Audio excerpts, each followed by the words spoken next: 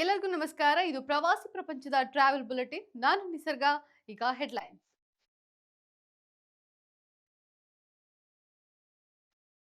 Mysuru Bengaluru express highway full jam, traffic ನಿಯಂತ್ರಿಸಲು ಪೊಲೀಸರ ಹರಸಾಹಸ.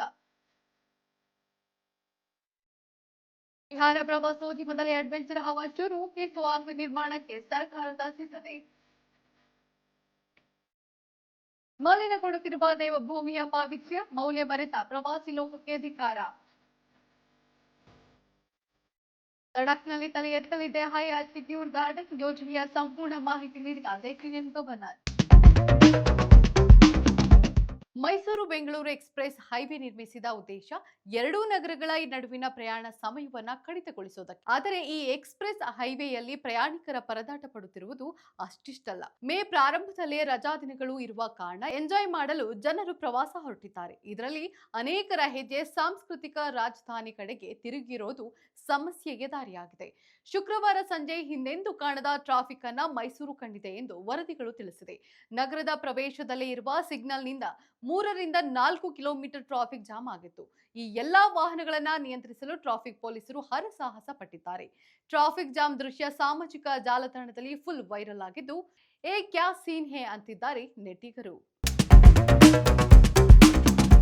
ಧಾರ್ಮಿಕ ಮತ್ತು ಸಾಂಸ್ಕೃತಿಕ ಪರಂಪರೆಗೆ ಹೆಸರುವಾಸಿಯಾಗಿರುವ ಬಿಹಾರದ ರಾಜಗೀರ್ ಈಗ ಅಡ್ವೆಂಚರ್ ಟೂರಿಸಂ ಹಾಟ್ಸ್ಪಾಟ್ ಆಗಿ ಸಿದ್ಧಗೊಳ್ಳುತ್ತಾ ಇದೆ. ಗ್ಲಾಸ್ ಸ್ಕೈ ವಾಕ್ನ ಯಶಸ್ವಿ ನಿರ್ಮಾಣದ ನಂತರ ಬಿಹಾರ ಸರ್ಕಾರ ದೇಶದ ಮೊದಲ ಕ್ಲಿಫ್ ವಾಕ್ ಯೋಜನೆಯನ್ನ ಕಾರ್ಯರೂಪಕ್ಕೆ ತರಲು ನಿರ್ಧರಿಸಿದೆ. 100 ಮೀಟರ್ ಉದ್ದದ ಈ ಕ್ಲಿಫ್ ವಾಕ್ ಭಾರತದಲ್ಲೇ ಮೊದಲನೇದಾಗಿದ್ದು, ಅತಿ ಶೀಘ್ರದಲ್ಲಿ ಅಡ್ವೆಂಚರ್ ಪ್ರಿಯರ ಹಾಟ್ಸ್ಪಾಟ್ ಆಗಲಿದೆ ಎಂದು ಪ್ರವಾಸೋದ್ಯಮ ಇಲಾಖೆ ತಿಳಿಸಿದೆ. ಜೇತಿಯನ್ ಪರ್ವತ ಶ್ರೇಣಿಯ ಕಡಿದಾದ ಕಲ್ಲು ಬಂಡೆಗಳ ಮೇಲೆ ಈ ಕ್ಲಿಫ್ ವಾಕ್ ನಿರ್ಮಾಣಗೊಳ್ಳಲಿದ್ದು, ದಟ್ಟ ಅರಣ್ಯ ಮತ್ತು ಕಣಿವೆಗಳ ಸೌಂದರ್ಯವನ್ನ ಪ್ರವಾಸಿಗರು ಸವಿಯಬಹುದಾಗಿದೆ.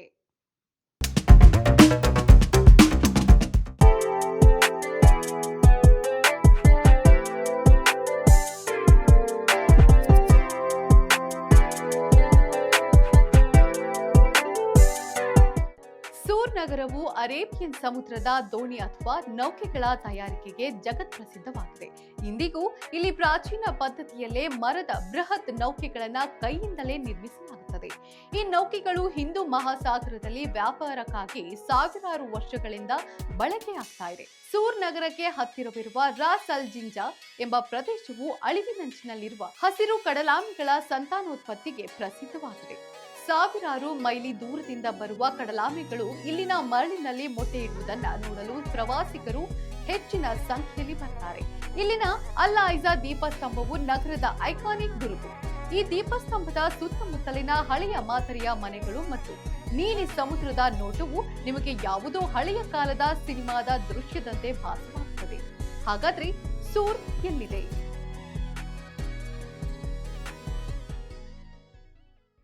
ಪ್ರವಾಸಕ್ಕೆ ಅಂತ ಹೋಗುವ ಪ್ರವಾಸಿಗರು ತಮ್ಮ ಜವಾಬ್ದಾರಿಯನ್ನ ಮರೆತಂತಿದೆ.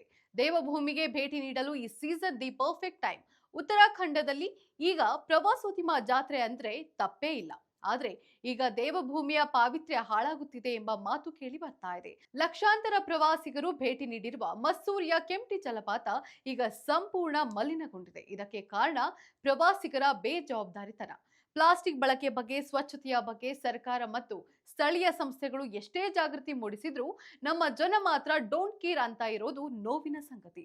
ಜವಾಬ್ದಾರಿಯುತ ಪ್ರವಾಸೋದ್ಯಮದ ಮೌಲ್ಯಗಳನ್ನ ನಾವು ಅಳವಡಿಸಿಕೊಳ್ಳದೆ ಹೋದ್ರೆ ಅದು ಪ್ರವಾಸೋದ್ಯಮದ ಬೆಳವಣಿಗೆಗೆ ಮಾರಕ ಆಗೋದು ಖಚಿತ. ಲಡಾಖ್ನಲ್ಲಿ ಪರಿಸರ ಸ್ನೇಹಿ ಪ್ರವಾಸೋದ್ಯಮ ಅಭಿವೃದ್ಧಿಪಡಿಸುವ ನಿಟ್ಟಿನಲ್ಲಿ ಹೊಸ ಯೋಜನೆ ಸಿದ್ಧಪಡಿಸಿದೆ. ಚೋಗ್ಲಾನ್ಸರ್ ಮತ್ತು ವಾರಿಲಾ ಎಂಬ 2 ಪ್ರದೇಶಗಳನ್ನ ವ್ಯಾಲಿ ಆಫ್ ಫ್ಲವರ್ಸ್ ಆಗಿ ಅಭಿವೃದ್ಧಿಪಡಿಸಲು ಯೋಜನೆ ಸಿದ್ಧವಾಗಿದೆ. ಈ ಕುರಿತು ಹೇಳಿಕೆ ನೀಡಿರುವ ಲಡಾಖ್ನ lieutenant governor V K. Saxena, Choglamsar Leh ನಗರದ ಸಮೀಪವಿರುವ ಒಂದು ಪ್ರಮುಖ ಪ್ರದೇಶವಾಗಿದೆ. ಇದು ವಾರಿಲಾ ಲೇಹ್ ಜಿಲ್ಲೆಯ ಎತ್ತರದ ಪರ್ವತ ಮಾರ್ಗವಾಗಿದ್ದು, ನುಬ್ರಾ ಕಣಿವೆಯನ್ನ ಸಂಪರ್ಕಿಸುವ ಮತ್ತೊಂದು ಹಾದಿಯಾಗಿದೆ. ವಿಶೇಷ ಹೂಗಳ ತಳಿಗಳನ್ನ ಈ ಪ್ರಾಂತ್ಯದಲ್ಲಿ ಕಾಣಬಹುದಾಗಿದ್ದು, ಜೂನ್ ಅಂತ್ಯದ ವೇಳೆಗೆ ಈ ಪ್ರದೇಶಗಳು ಸುಂದರ ಹೂಗಳಿಂದ ಕಂಗೊಳಿಸಲಿವೆ. ಹೀಗಾಗಿ ಲಡಾಖ್ ಅನ್ನ ಹೈ ಆಲ್ಟಿಟ್ಯೂಡ್ ಗಾರ್ಡನ್ ಆಗಿ ಪರಿವರ್ತಿಸುವುದರಿಂದ ಪ್ರವಾಸೋದ್ಯಮ ಕ್ಷೇತ್ರಕ್ಕೆ ಲಾಭವಾಗಲಿದೆ ಎಂದು ಲೆಫ್ಟಿನೆಂಟ್ ಗವರ್ನರ್ ತಿಳಿಸಿದ್ದಾರೆ. ಈಗ ಕ್ವಿಸ್ ಟೈಮ್. ಇಂದಿನ ಪ್ರಶ್ನೆ, ಮಲೇಷಿಯಾದ ಕರೆನ್ಸಿಯ ಹೆಸರೇನು?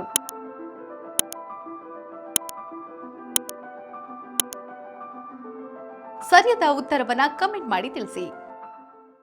ಇದಾಗಿತ್ತು ಇವತ್ತಿನ ಟ್ರಾವೆಲ್ ಬುಲೆಟಿನ್. ನೋಡ್ತಾ ಇರಿ ಪ್ರವಾಸಿ ಪ್ರಪಂಚ, ವಿಹಾರ್ ವೇ ವಿಶ್ವ. ನಮಸ್ಕಾರ.